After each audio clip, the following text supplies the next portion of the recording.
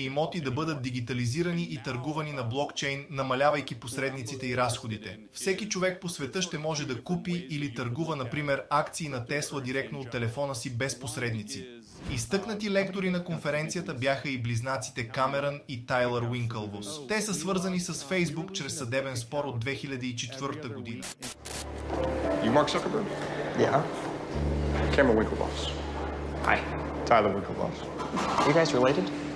It's good. Funny. Близнаците обвиняват Марк Зукърбърг, че е откраднал идеята им за създаване на Фейсбук. През 2008 година постигат споразумение за около $200 милиона. След делото, през 2012 година, те инвестират в биткоин, придобивайки около 70 000 биткоина, превръщайки ги в едни от първите известни биткоин милиардери. През 2014 година създават централизираната криптоборса Gemini. В Лас Вегас те подчертаха ролята на биткоин като дигитално злато и потенциала на блокчейн за токенизация на активи, предвиждайки биткоин да достигне цена от $500 000 в дългосрочен план.